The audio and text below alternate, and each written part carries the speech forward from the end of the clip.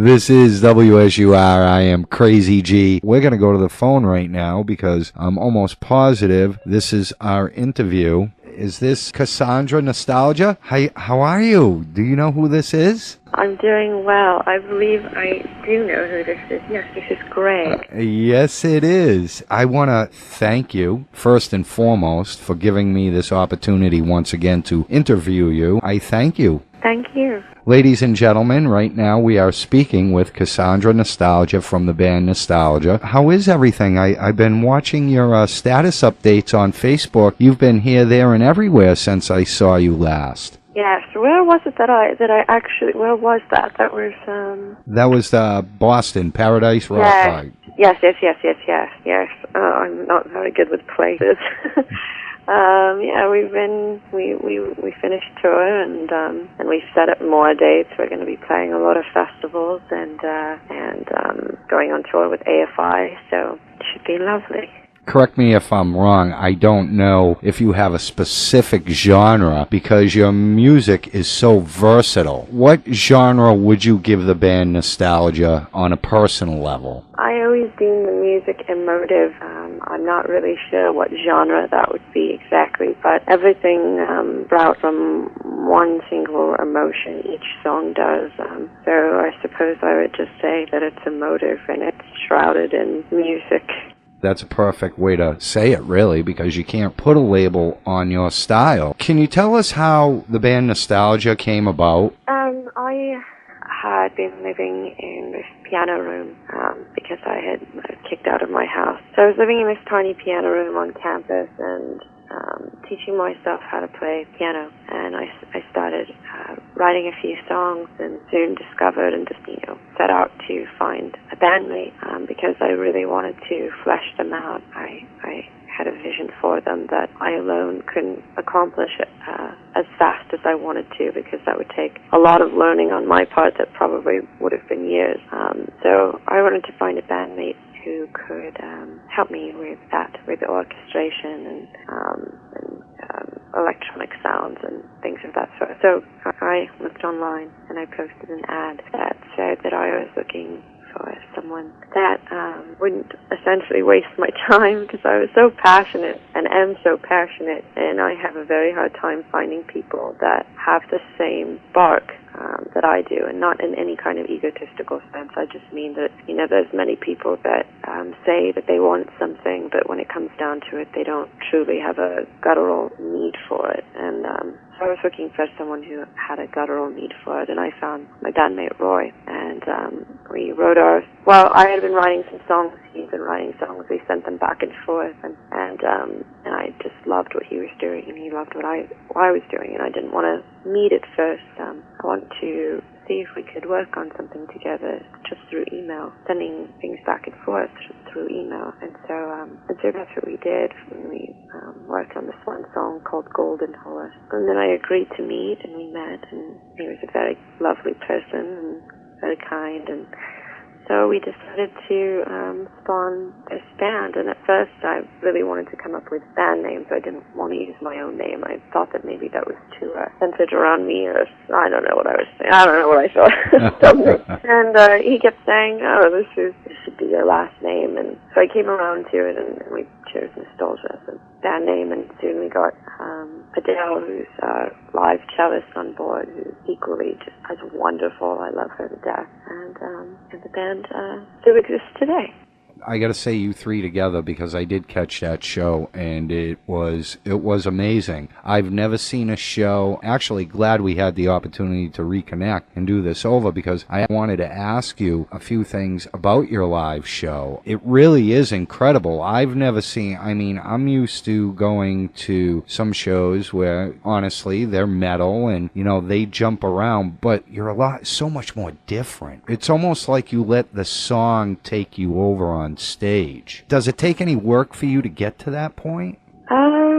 Well, it's not like I couldn't do that. Really, as soon as I step on the stage, there's something, or step into the room that I'm about to play, there's something that shifts within me, and I'm able to begin really losing myself. But if I have the time and it's not insane, sorry, let me grab a little bit of water. My voice is always so scratchy. I don't know.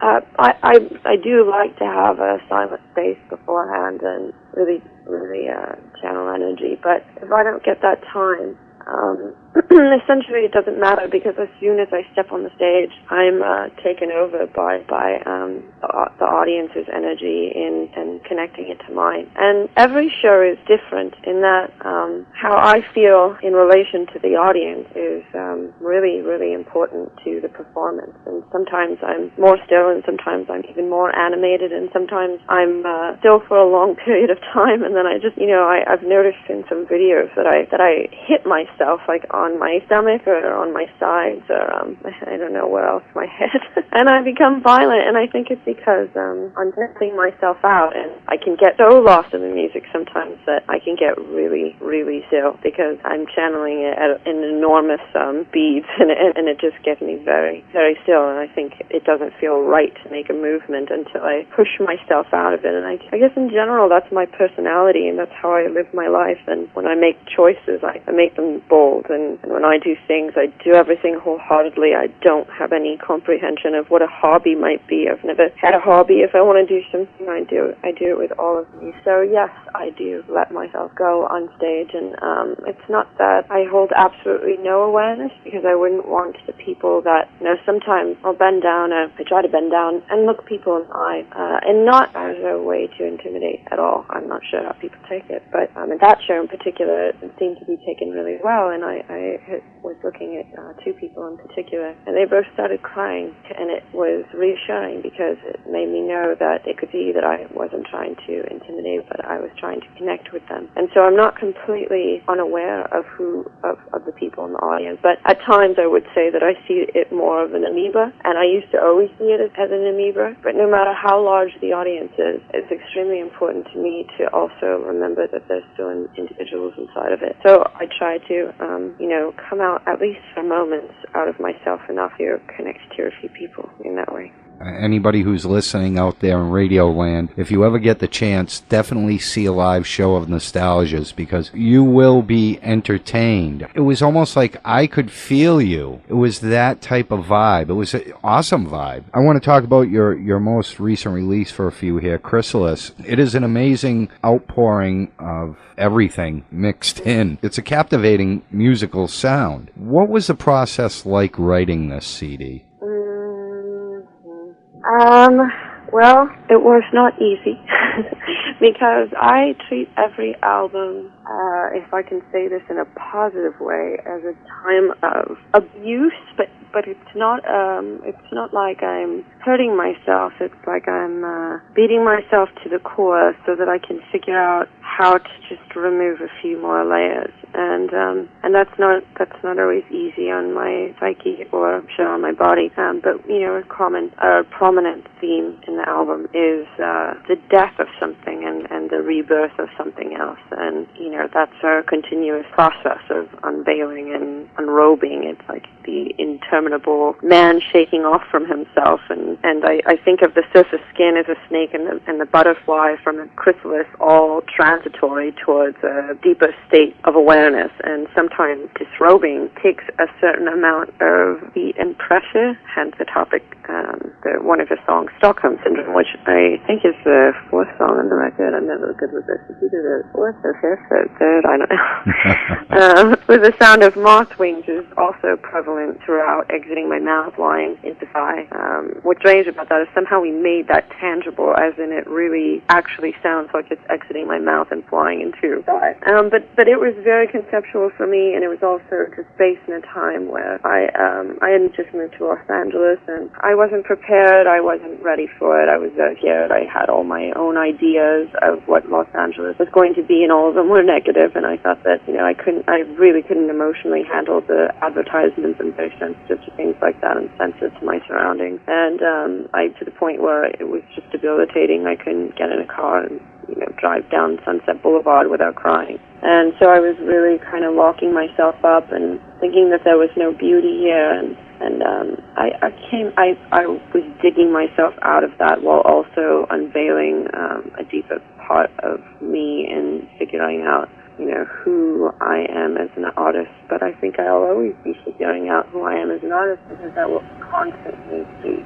changing. So every album is a process, and I get excited for that process. It's not something that I don't enjoy. I actually really, really enjoy it. Homeostasis, Cool for Chaos, Sunshiny Milk, everything that's off of this is just so different. I've never heard a CD like that in my life, and I'm going way back. It's very rare that you find an artist who can run the gamut, so to speak, like you have with their music. You've done it perfectly. One of my personal favorites off this CD is I'd Still Kill You. Where do you draw your creativity from, and how do you apply it to your style of music? In all honesty, and I think I never really want to answer like this, but I will answer like this right now.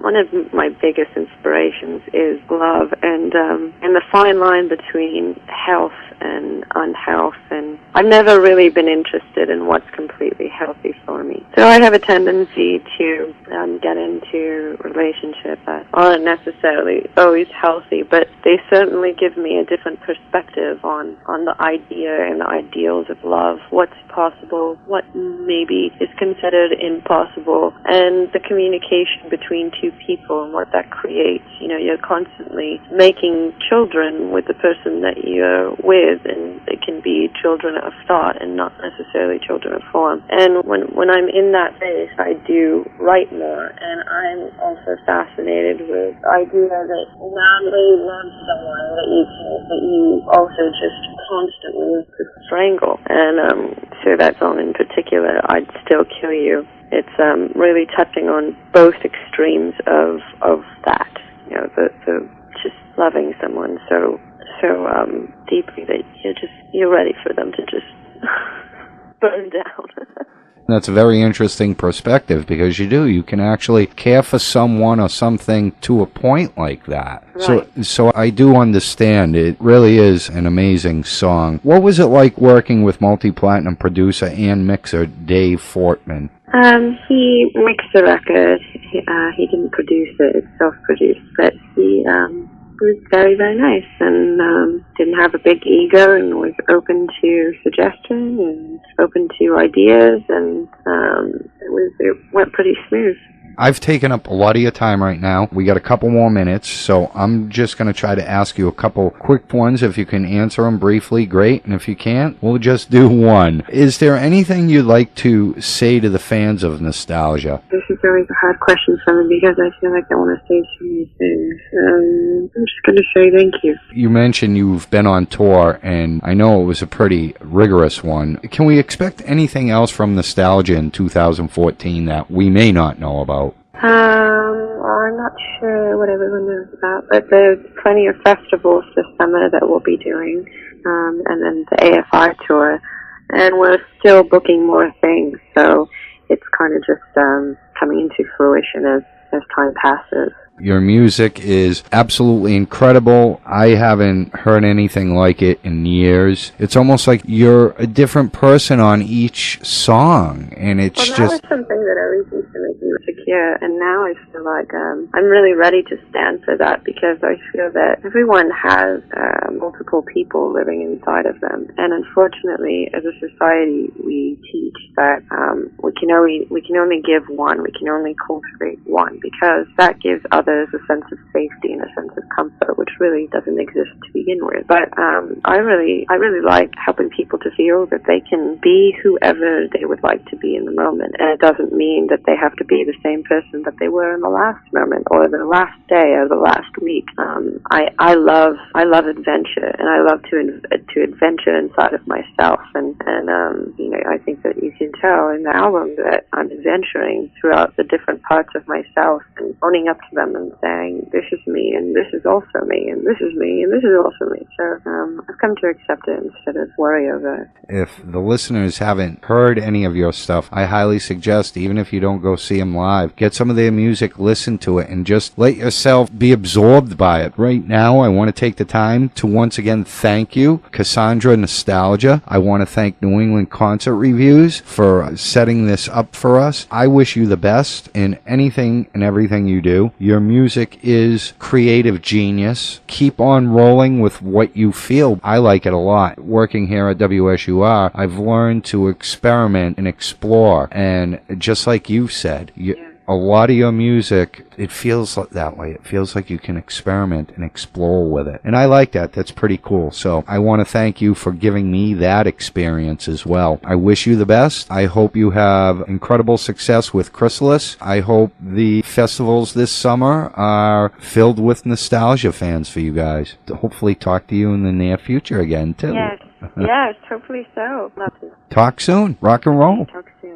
Bye-bye. That was Nostalgia, Ciscandra Nostalghia, Roy Nahn, and Adele Stein. That is going to wrap it up for me today. As I said, I just wanted to sit in for a bit. Don't forget, G-Spot Friday. I am the crazy one, Crazy G. This is WSUR. Later.